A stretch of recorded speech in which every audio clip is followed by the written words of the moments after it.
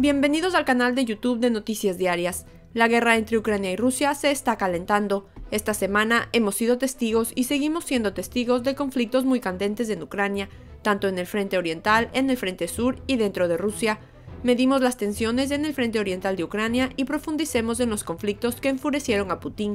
La semana pasada experimentamos un nuevo punto de inflexión en la guerra ruso-ucraniana de 10 meses, y cuando llegamos al final de las 4 etapas difíciles, la quinta etapa comenzó con el ataque a las bases aéreas rusas en la profundidad de Rusia.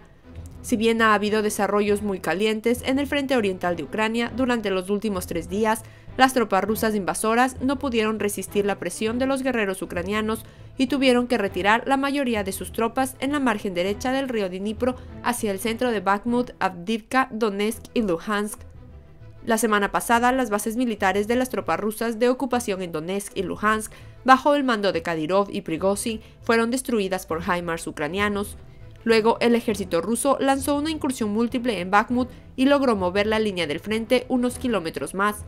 Al mismo tiempo, los invasores rusos arrojaron misiles sobre muchas ciudades ucranianas, incluida la capital, Kiev. Después de intensos ataques aéreos y con misiles en el interior de Rusia y bases militares en el frente oriental, las ciudades de Kiev y Ucrania fueron defendidas con éxito y decenas de miles de cruceros rusos fueron destrozados.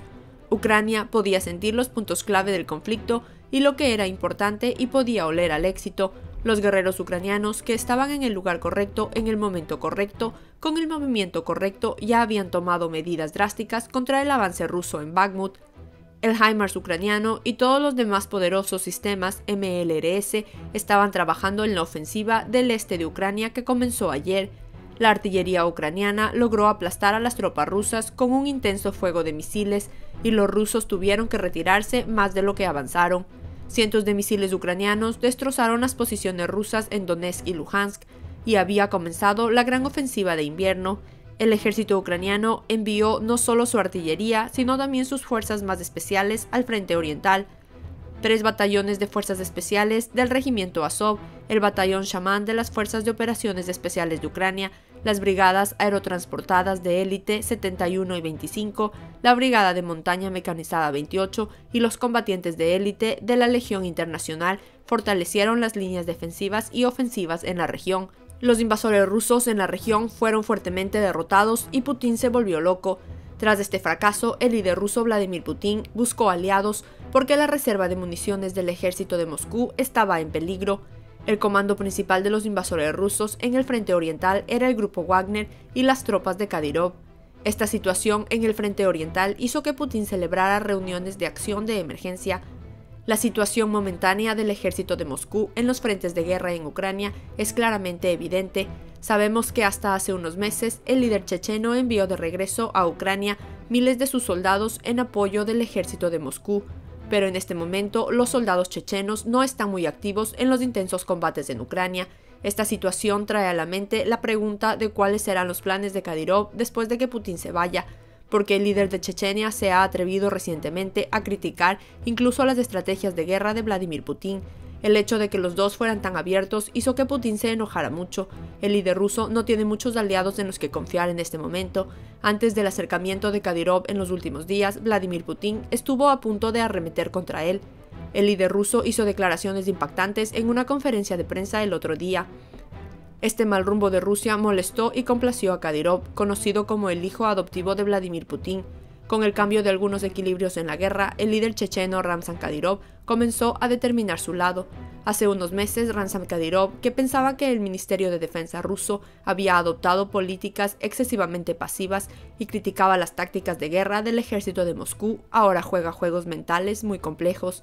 Según los datos que tenemos hoy, el líder checheno ha comenzado a mirar a la guerra Rusia-Ucrania desde una perspectiva muy diferente, afirmando que Vladimir Putin fue soldado desde el comienzo de la guerra hasta hoy. Kadyrov supuestamente está involucrado en los esfuerzos por ganar un lugar sólido en el Kremlin para perseguir sus intereses. Putin afirmó que no habrá un alto al fuego en Navidad en el frente y que estos factores no son importantes, en referencia a la situación de los soldados chechenos en el ejército de Moscú y los miembros del grupo Wagner. Estas declaraciones de Vladimir Putin, quien señaló que los soldados de Kadyrov y los pandilleros del grupo Wagner nunca permitirían que el ejército de Moscú aminorara el ritmo de sus operaciones, fue un duro golpe para el líder checheno.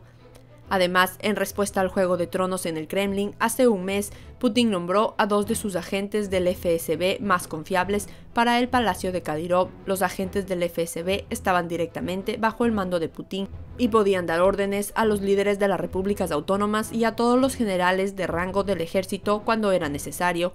En este caso, puede indicar que el hielo entre los dos se está volviendo más grueso. Por el momento, el único tema en el que piensa el líder ruso era la situación del ejército de Moscú en Ucrania. Es por eso que Putin no presta mucha atención a su fría relación con Kadyrov y el líder de Wagner, Yevgeny Prigozhin. Según el líder ruso Vladimir Putin, Chechenia no es nada sin él. Sí, has oído bien. Según Putin, el país checheno es casi una república títere de Rusia. Ramzan Kadyrov también es consciente de esta situación. En la guerra entre Ucrania y Rusia, donde las tensiones no bajan por el momento, tanto Kadyrov, Putin, el líder wagneriano Prigozhin, como los administradores de Moscú buscaron librarse de esta pugna con el menor daño. Por eso es bastante normal el duro golpe de Putin a Kadyrov. Es mucho más normal que el líder checheno tenga planes diferentes en caso de que Vladimir Putin pierda su asiento en el poder. Según algunas afirmaciones, cuando el gobierno de Putin llegue a su fin, Kadyrov habrá recuperado completamente su libertad y continuará con su imperio del miedo sin la presión del régimen ruso. Todo el mundo sabe que Chechenia, que se dice libre en los asuntos internos, no puede dar un solo paso completamente ajeno a la administración rusa. Por esta razón se estima que Kadyrov tomó medidas por las consecuencias que surgirían si la guerra entre Ucrania y Rusia continuara o resultara en una derrota rusa. Otra valoración llamativa sobre este encendido diálogo entre el líder checheno y Putin provino del secretario del Consejo de Seguridad y Defensa Nacional de Ucrania, Oleksiy Danilov. Oleksiy Danilov dijo que Chechenia seguirá siendo parte de la Federación Rusa solo mientras viva el presidente Vladimir Putin.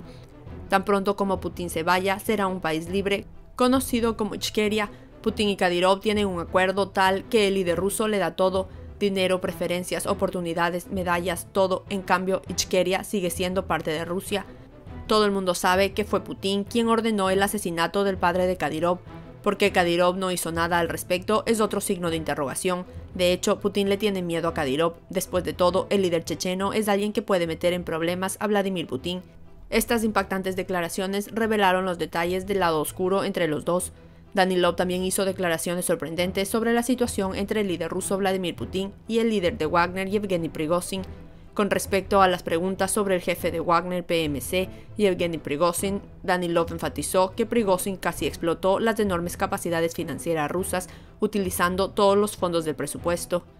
Oleksiy Danilov dijo que él fue quien realmente robó al ejército ruso comida de calidad y ahora también tiene su propio ejército privado.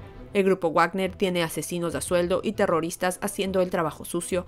Por supuesto, Prigozhin no tendrá una vida en el futuro, ya que lidera una organización terrorista.